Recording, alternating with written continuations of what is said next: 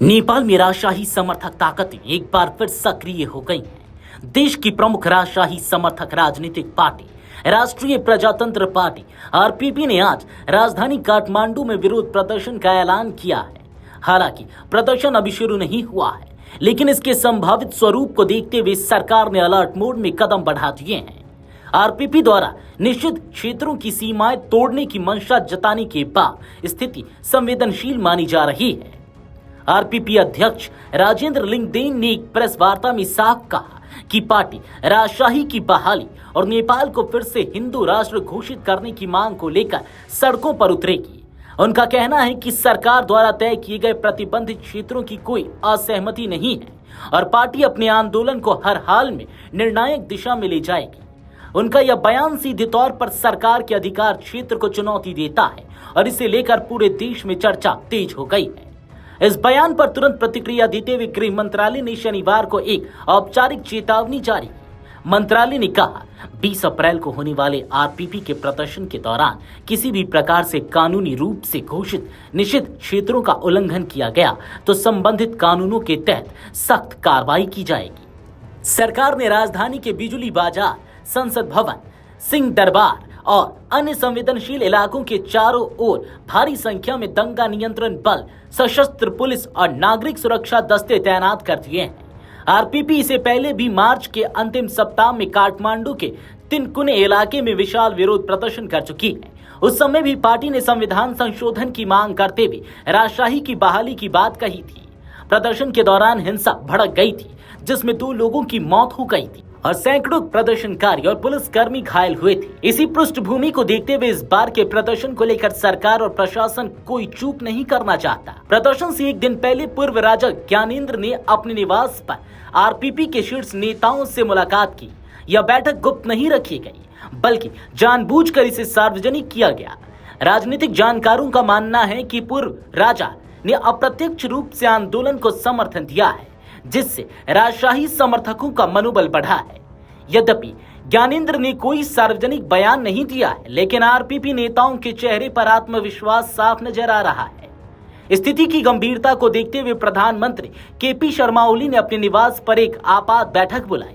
इसमें नेपाली कांग्रेस के अध्यक्ष शेर बहादुर देउवा और सीपीएन के अध्यक्ष पुष्प कमल दहल प्रचंड शामिल हुए।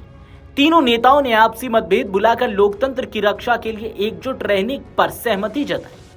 बैठक के बाद एक संयुक्त बयान में कहा गया कि नेपाल की लोकतांत्रिक व्यवस्था से कोई समझौता नहीं किया जाएगा।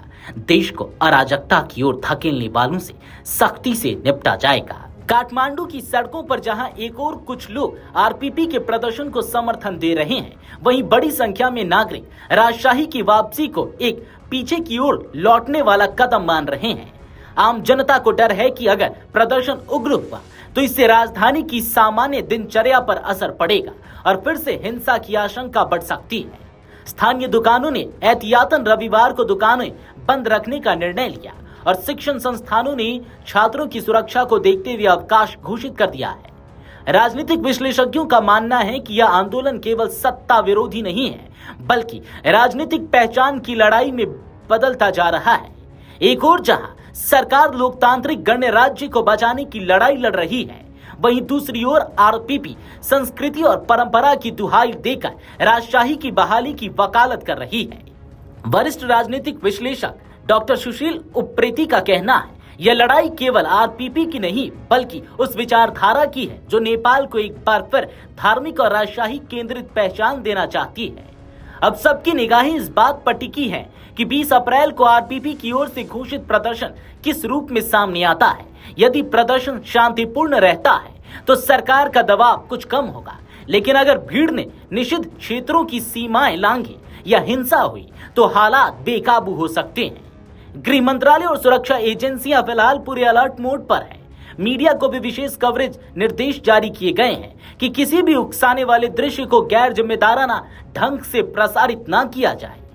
नेपाल एक बार फिर राजनीतिक अस्थिरता के मुहाने पर खड़ा है, जहां एक और लोकतांत्रिक मूल्य और गणराज्य की संस्थाएं अपनी स्थिरता बनाए रखने की कोशिश कर रही हैं। वहीं दूसरी ओर राजशाही समर्थक ताकतें परंपरा और धर्म के नाम पर परिवर्तन की मांग कर रही। आने वाला समय तय करेगा कि नेपाल किस दिशा में आगे बढ़ता है।